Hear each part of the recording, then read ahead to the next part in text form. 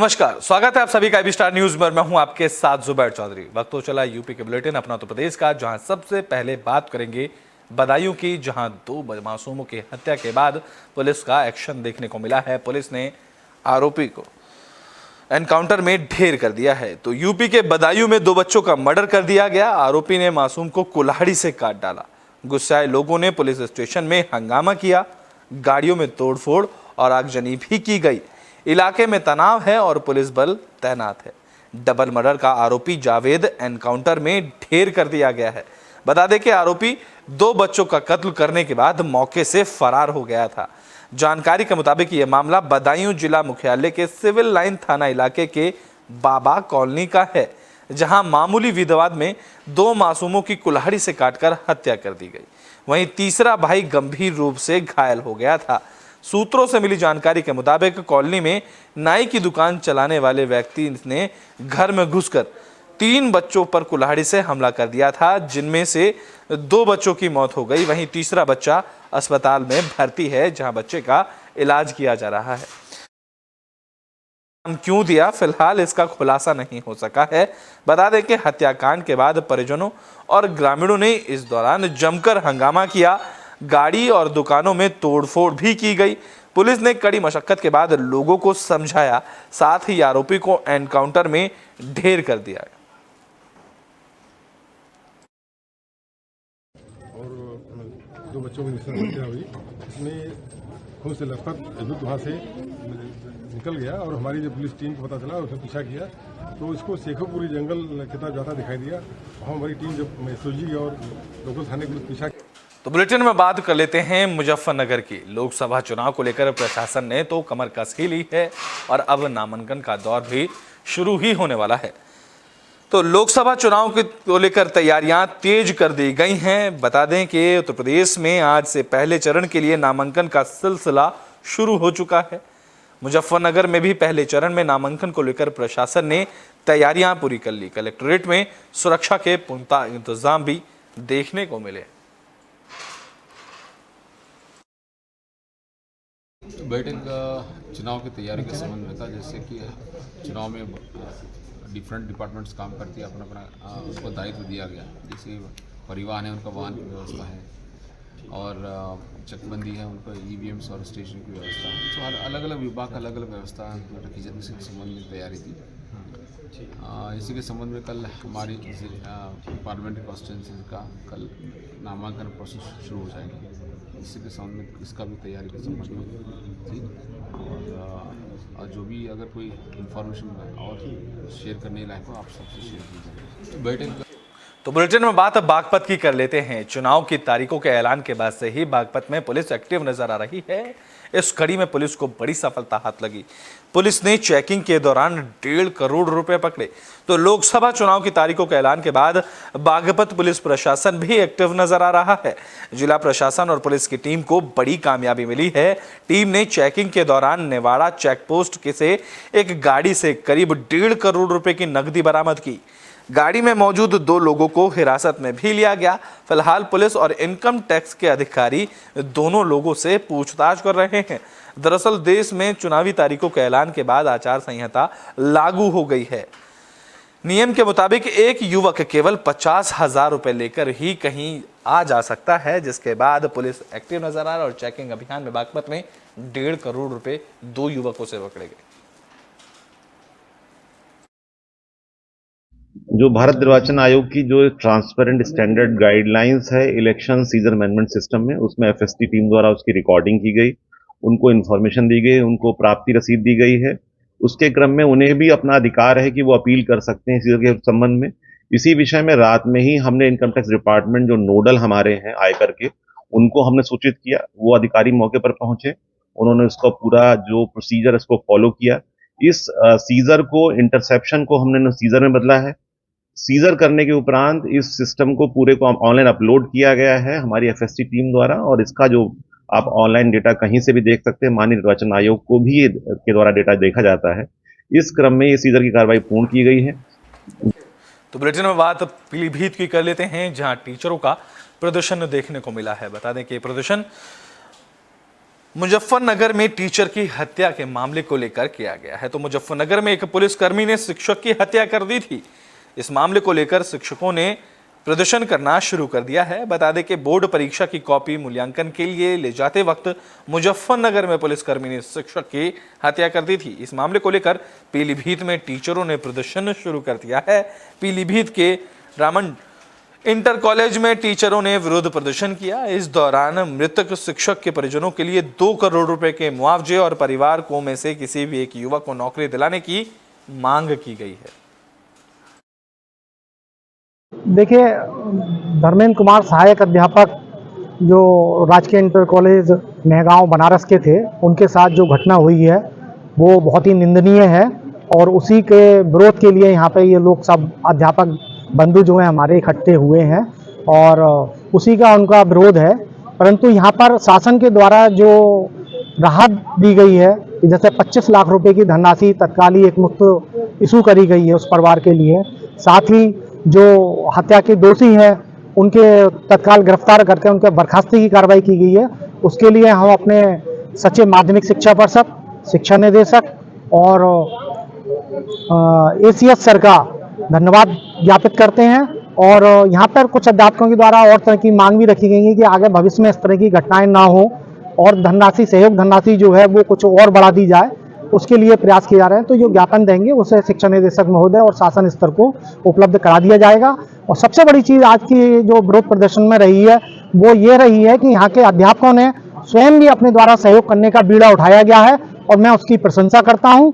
बनारस से मूल्यांकन की कापियां लेके बोर्ड की हाई स्कूल इंटर की एक ट्रक आया था, उसमें कुछ शिक्षक थे और कुछ पुलिसकर्मी थे। तो जब कापियां लेके ट्रक वो मुजफ्फरनगर पहुंचा तो वहां पे एक सिपाही पूरे स्टाफ को परेशान कर रहा था और उसी से कुछ विवाद हो गया। तो उसने अपनी कार्बाइन से गोलियां चला दी अनियंत्रित तरीके से और एक धर्मेंद्र कुमार नाम के शिक्षक की ऑन स्पॉट मृत्यु हो गई। इस घटना का विरोध करने के लिए हम यहाँ पे उपस्थित। तो बुलेटिन में बात फिरोजाबाद की कर लेते हैं, जहां समाजवादी पार्टी के विधायक के बेटे पर मारपीट का आरोप लगा है।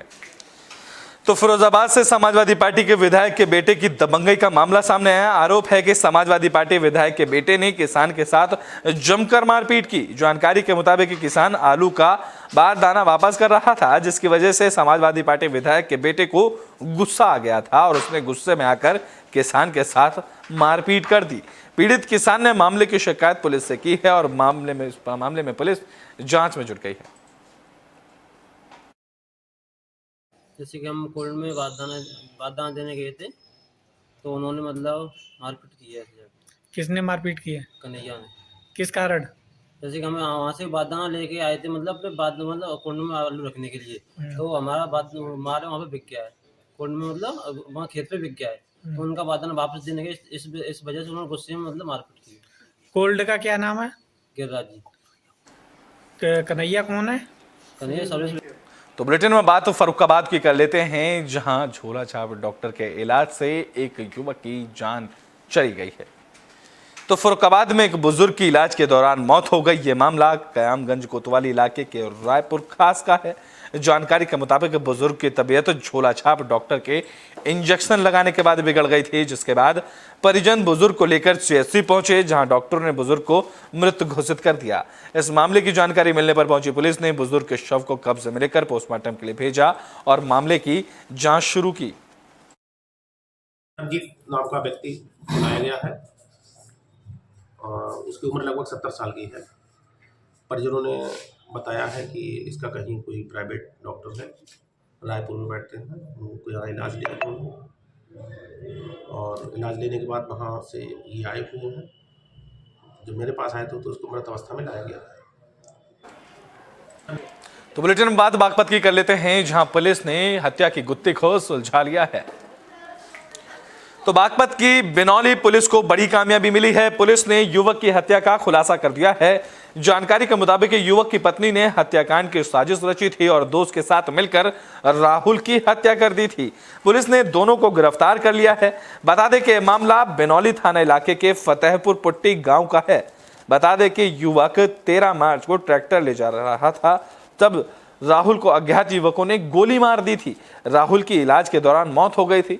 मृतक के पिता की तहरीर पर पुलिस ने मामला दर्ज कर मामले में जांच भी शुरू की थी। जानकारी के मुताबिक राहुल पत्नी और उसके दोस्तों के संबंधों का विरोध करता था, जिसके चलते महिला और उसके दोस्त ने राहुल की हत्या की साजिश रची थी। अब पुलिस ने दोनों को गिरफ्तार कर लिया है और आगे की कार्रवाई शुरू कर दी है।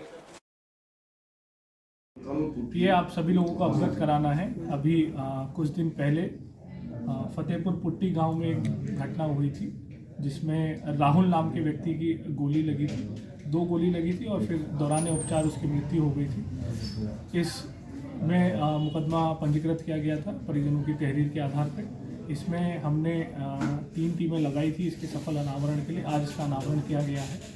इसमें हमने अंकित उर्फ काकू पुत्र सुशील, जो कि फतेहपुर पुट्टी का ही रहने वाला है, उसको गिरफ्तार किया है और साथ में एक महिला को भी गिरफ्तार किया है। इनसे पूछताछ में ये जानकारी आई है कि ये जो महिला है ये मृतक की पत्नी थी और इनकी अंकित नाम के व्यक्ति से दोस्ती थी, जो कि गांव का ही रहने वाला था। और इस दोस्ती के चक्कर में ही इन लोगों ने प्लानिंग करी कि राहुल को मार के ये दोनों साथ हो जाएं। और प्लानिंग के तहत ही जब वो अपने काम से लौट रहा था तो राहुल ने 315 बोर की बंदूक से इसकी 2 गोली मार दी और फिर जिसकी इलाज के दौरान फिर उसकी मृत्यु हो गई। अभी इन्होंने पूछताछ में ये भी बताया है कि इन्होंने एक बार 9 तारीख को भी इन पे अटेम्प्ट किया था, जिसकी रिपोर्टिंग थाने में तो नहीं हुई थी और जो मुलजिम जो मृतक है उसको भी इस चीज़ के बारे में नहीं पता चला था, लेकिन उन्होंने पूछताछ में बताया 9 तारीख को भी अटेम्प्ट किया था उसको। तो बुलेटिन में बात मुजफ्फरनगर की कर लेते हैं, जहां युवती के साथ दुष्कर्म का मामला सामने आया, जिससे पूरे इलाके में हड़कंप मच गया। तो मुजफ्फरनगर से हैरान कर देने वाली खबर सामने आई। युवती के साथ बलात्कार करने और वीडियो वायरल करने का मामला सामने आया। वीडियो बनाकर सोशल मीडिया पर वायरल करने का भी मामला सामने आया है, जहां पीड़ित युवती के पिता ने मामले की शिकायत पुलिस से की है। पुलिस मामले की जांच में भी जुट गई है। जानकारी के मुताबिक युवती करीब 10 से 12 दिन पहले पशुओं को चारा लेने जंगल गई थी। इसी दौरान गांव के ही वसीम ने उसके साथ दुष्कर्म की वारदात को अंजाम दिया और अश्लील वीडियो बनाकर सोशल मीडिया पर वायरल भी कर दिया। साथ ही युवती को धमकी दी गई कि अगर उसने किसी को इसके बारे में बताया तो वो उसके परिजनों और भाइयों को जान से मार देगा। पीड़ित युवती ने डर की वजह से परिजनों को कुछ नहीं बताया, लेकिन जब वीडियो सोशल मीडिया पर वायरल हुआ तो युवती ने मां को सारी बात बता दी। अब पीड़ित युवती के पिता ने मामले की शिकायत पुलिस से की है, जिसके बाद पुलिस मामले की जांच में जुट गई है। आज थाना चरथावल में ग्राम निर्धना से सरफराज नाम के एक व्यक्ति ने थाने पर आकर एक तहरीर प्रार्थना पत्र दिया, जिसमें उसने बताया है कि आज से 10 से 12 दिन पहले उसकी लड़की जब खेत में चारा लेने जा रही थी, उसी गांव का एक वसीम नाम का एक लड़का उसके साथ गलत कार्य किया तथा वीडियो बना लिया और वीडियो बनाकर उसे जान से मारने की धमकी दे रहा है। प्रार्थना पत्र प्राप्त होने पर तत्काल सुसंगत धाराओं पर थाने पर मुकदमा पंजीकृत कर लिया गया है। पीड़िता को मेडिकल के लिए जिला अस्पताल भेजा गया है। अभियुक्त के गिरफ्तारी के लिए टीमों को रवाना कर दिया गया और आगे की वैधानिक कार्रवाई की जा रही है। आज थाना चरथावल में ग्राम निर्धना से सरफराज नाम के एक व्यक्ति ने। तो बुलेटिन में बात प्रयागराज के हंडिया की कर लेते हैं, जहां से भी हत्या का मामला सामने आया है। तो प्रयागराज में एक युवक का झाड़ियों में शव मिलने से पूरे इलाके में हड़कंप मच गया। मृतक की पहचान 35 साल के रंजीत कुमार कुशवाहा के रूप में हुई है, जिसका शव नाले के बगल में झाड़ियों में पड़ा मिला। व्यक्ति के सर पर पीछे गोली मारी गई थी। इस मामले की जानकारी मिलने पर पहुंची पुलिस ने शव को कब्जे में लेकर पोस्टमार्टम के लिए भेजा और मामले की जांच शुरू की। बता दें कि यह मामला उतराव थाना इलाके का है। मृतक की पत्नी से मिली जानकारी के मुताबिक रंजीत घर में सोया हुआ था। करीब रात को 11 बजे उसके पास एक फोन आया, जिसके बाद वो घर से चला गया। ग्रामीणों की माने तो रंजीत चौराहे पर 10 बजे तक 4-5 दोस्तों के साथ पार्टी कर रहा था और फिर घर गया था। पुलिस ने पूछताछ के लिए 4 लोगों को हिरासत में लिया है और मामले की आगे की जांच भी शुरू कर दी गई है। 19 मार्च 2024 को थाना उतराव में ग्राम मोतिया में एक हत्या की सूचना प्राप्त हुई। मृतक का नाम रंजीत कुमार मौर्य पुत्र स्वर्गीय हरिलाल मौर्य, जिनकी उम्र लगभग 29 वर्ष है। सूचना प्राप्त होने पर थाना प्रभारी उतराव, एसीपी हंडिया व मेरे द्वारा घटनास्थल का निरीक्षण किया गया। मौके पर फील्ड यूनिट, डॉग स्क्वाड, स्वॉट और सर्विलांस की टीम उपस्थित हैं। इस घटना के संबंध में 4 संदिग्ध व्यक्तियों को हिरासत में लेके पूछताछ की जा रही है। शव को पोस्टमार्टम के लिए रवाना कर दिया गया है और परिवार से तहरीर प्राप्त कर अग्रिम विधिक कार्रवाई की जा रही है। तो बुलेटिन के आखिरी में बात मथुरा की कर लेते हैं, जहां रेलवे ट्रैक पर शव मिलने से हड़कंप मच गया। तो मथुरा में रेलवे ट्रैक पर शव मिलने से पूरे इलाके में हड़कंप मच गया। यह मामला फराह थाना इलाके के कस्बा फराह हनुमान मंदिर का है। आशंका जताई जा रही है कि हत्या के बाद शव को रेलवे ट्रैक पर फेंका गया है।